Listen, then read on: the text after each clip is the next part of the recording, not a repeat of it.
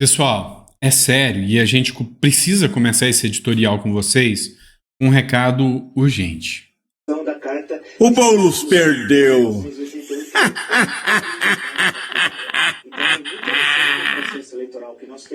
Eu sei que você gostou dessa informação. Eu sei que você não vota na esquerda, mas enfim, a gente precisa falar de tudo que está acontecendo. Foram muitas prefeituras já apuradas, né? Já saiu o resultado de tudo, para falar a verdade. Eram, se eu não me engano, 13 ou 14 prefeituras ao todo. Dessas, o Bolsonaro, com os apoios, levou 4. A esquerda levou uma, e o restante foi centrão. Mas, tranquilo. A gente vai explicar que é uma boa notícia, de certa forma. Não é tão mal quanto a gente imaginava. O Nunes venceu o Boulos. Enfim, tem muita coisa que a gente vai discutir nesse editorial com você. Então seja muito bem-vindo. É sempre um prazer ter você aqui no nosso canal, ainda mais para falar sobre o que está rolando na política. Então não esqueça de se inscrever, que isso é importante pra caramba no nosso canal também. E manda esse vídeo para mais pessoas, que ajuda muito. Mas vamos entender o que está acontecendo? Bora lá. Eu quero falar com você sobre esse caso do Ricardo Nunes, que foi bom, de certa forma, tá? Ah, mas Sandro, você tá torcendo pro Nunes? Não, eu torci pro Marçal. Você se quiser. Mas, no segundo turno, eu torci muito pro Boulos perder. E perdeu. Então, de certa forma, ainda foi bom. A gente vai entender um pouco sobre tudo isso que está acontecendo. Ó, eu vou colocar aqui Iris, tá? Eu vou citar Iris, porque eu não dou conta de ler esse nome, não. Iris Arnold, acho que é isso aqui, tá? Olha só, a Iris Arnold escreveu o seguinte: o Bolsonaro queria fazer 1000 prefeituras, mas, por apoiar Nunes, ligado a Silas Malafaia, Valdemar da Costa Neto, e só não perdeu em Sampa porque ninguém conseguiu engolir o Boulos, que é cria do Lula.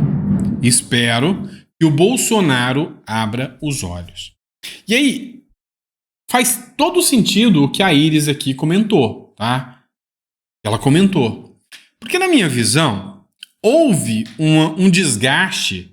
A vinda do Pablo Marçal, não há dúvidas que criou um certo desgaste, um certo racha na direita, né? Ou seja, algumas pessoas, por exemplo, eu não posso ser mentiroso para vocês. Se tem uma coisa que eu não posso ser, é hipócrita, né? Eu era fã do Tarcísio de Freitas. Depois dessa eleição, olha, eu não vou mentir para vocês que já não tem a mesma credibilidade de outrora comigo, não. Eu vou ser sincero. Eu perdi um pouquinho aquele love com o Tarcísio. Pô, melhor. Não. Algumas coisas que ele fez ali, que eles fizeram, me desanimaram. E eu percebi que foi muita gente que isso aconteceu. Então, a nossa analista política, que é a Iris, que deixou o comentário, na visão de vocês, se não tivesse sido esse apoio ao Nunes, apoio, como se diz, lá em Curitiba não foi pela Cristina Grêmio, você acha que se o Bolsonaro tivesse sido mais proativo, mais à direita, teria levado mais prefeituras? Fala comigo. Eu, por exemplo, acho que errou. Deveria ser o Gaia, em Goiânia. Eu já falei isso para vocês. Mas o Fred lutou o bom combate, tá? Perdeu, mas lutou o bom combate. Agora vamos entender o que está acontecendo? Não esqueça, tá? O livro está disponível para você até o dia 30. Então, se você não fez o download, Evolução contra o Sistema, se você quer entender o que Nayib Bukele, ou seja, o presidente de El Salvador, fez, coloca no comentário.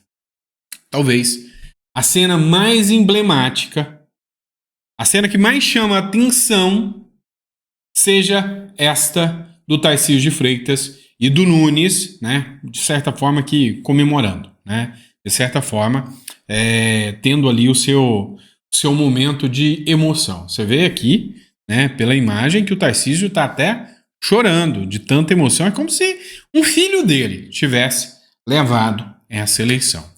O Nunes sobre Tarcísio, após ser eleito em São Paulo.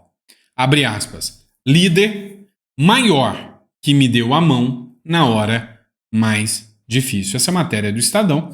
E aqui cita, né, o momento em que o Nunes disse o seguinte: agradeço ao líder maior, sem o qual essa vitória não seria possível.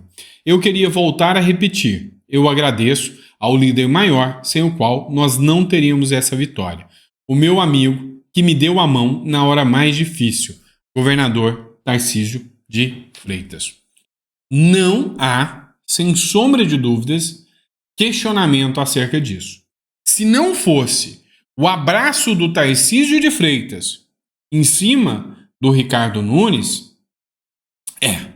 ele não levava. Então, aqui, eu duvido muito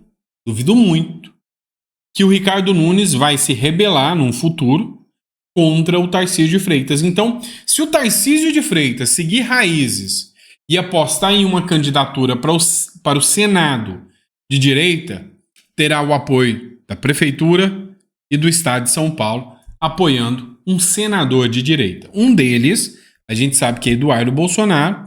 Apesar de eu ter minhas críticas aqui ao Eduardo Bolsonaro, acredito que nas pautas conservadoras, por exemplo, pautas que limitam poderes do Supremo, o próprio impeachment, o Eduardo Bolsonaro iria apoiar. Agora, o outro nome é que me assusta. Quem seria o outro nome, né, a ingressar a partir de então no campo aqui para ser o candidato do Senado pelo PL ou por qual partido o Nunes vai apoiar? Porque se um é do PL, tá? Um é do PL e o outro será de quem? Do PSD? Do Kassab? O próprio Kassab? A gente não sabe. Mas, indiscutivelmente, Tarcísio de Freitas foi a figura mais honorável, né, vamos dizer assim, para a eleição do Ricardo Nunes. Surra em bolos, isso aqui é bom, é gostoso de ouvir, tem sabor duplamente amargo para o Lula. É seu herdeiro. O Mário Sabino foi, no mínimo, cirúrgico aqui eu dizer. Olha, essa surra que o Lula levou, esse choro de perdedor do Lula é duplamente amargo. Porque perdeu por quem apostou no Lula, no Boulos, tomou com o Boulos, perdeu em quase todas as capitais, ganhou 1 ou 2 capitais, se eu não me engano. Foi uma humilhação total. Vamos lá. A curva de crescimento da candidatura de Guilherme Boulos, para usar a expressão de Geraldo Alckmin, era torcida na imprensa para derrotar Ricardo Nunes e ser eleito prefeito de São Paulo. A rejeição de Guilherme Boulos em 52% na véspera da eleição, segundo a pesquisa Datafolha, ninguém é eleito com rejeição de metade do eleitorado.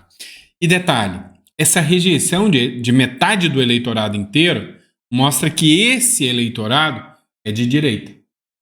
Você não tem noção do tamanho do imbróglio que São Paulo explicou.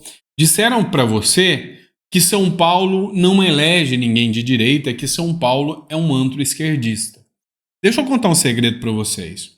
O Boulos foi eleito dos votos válidos, 40% e 59%, né? 41% do Boulos, 59% dos votos válidos para o Nunes. Uma diferença expressiva, quase 19 pontos de diferença.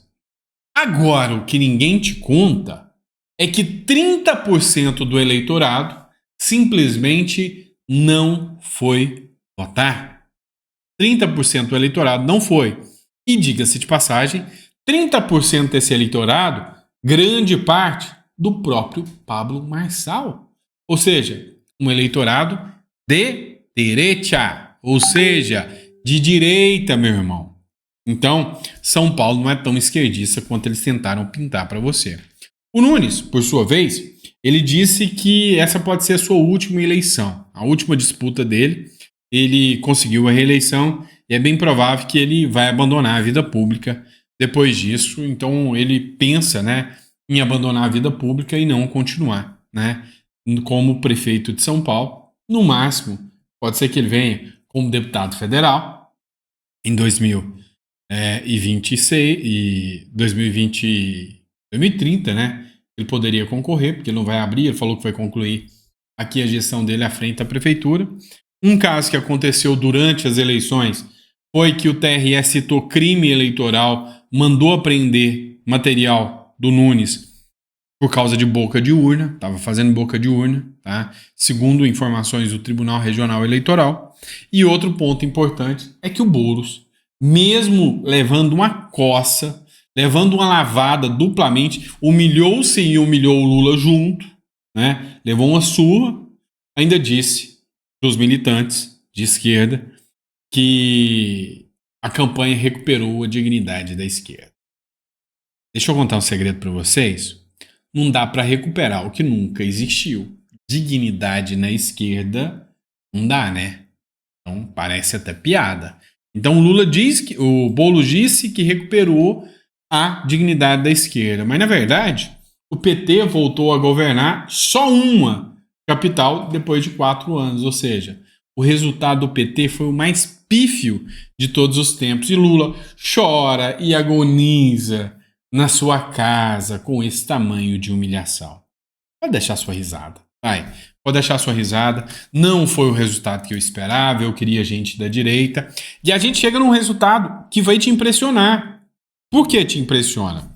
Porque se você parar para pensar, no final das contas, por mais que seja, né, nós temos um centrão e a direita vencendo na maioria das capitais. E a esquerda sendo derrotada e humilhada em sua grande maioria. O que demonstra que a esquerda está acabando por completo. Está acabando por completo. O que dá um alento e um alívio para a nação brasileira. O centrão é um mal, mas é um mal menor do que a esquerda. Não tenho dúvidas disso. Não tenho dúvidas que talvez seja o último governo de esquerda no Brasil. Em anos. Em anos. Eu sempre disse para você que o maior cabo eleitoral da direita é a esquerda no poder. Lembra disso? Agora teve um outro detalhe. Essa eleição também nos mostrou alguns requintes de crueldade, se é que a gente pode dizer assim. Por quê? Porque o PT foi humilhado em todos os campos. E eu te pergunto, quais os nomes fizeram, assim, da esquerda história nessas eleições? Quais os nomes deixaram um legado para dizer esse cara é um grande líder da esquerda para substituir a esquerda amanhã? Ninguém. Talvez o namorado da Tabata, lá de Fortaleza, né? Fortaleza não, de Recife, que recebeu uma expressiva votação. Mas ali, fora dali, não tem. Então, o Lula não deixou herdeiros. Agora, à direita surgiu vários nomes. Gaia, apesar dos ataques. Nicolas. O próprio Salles saiu grande dessa história. A Cristina Grêmio, uma gigante. O próprio André Fernandes. Que isso? O resultado foi maravilhoso. Nós estamos falando de um empate técnico, 50, alguma coisa a 49, alguma coisa. Onde o PT e a esquerda sempre mandou. Tá entendendo que o jogo tá virando? E aí nós saímos com uma liderança muito grande da direita com o André Fernandes. O resultado que eu quero mostrar para vocês é, no final das contas, no final da história, a direita formou um monte de liderança que pode estar pronta, preparada para 2026. E a esquerda? Ninguém. Nada. É lógico, nós vamos ter que lidar com o centrão. E quanto ao tal laudo, salve do bolo, o jornalista Cláudio Dantas fez uma publicação dizendo que o laudo, né, ou o salve aqui, né, é real.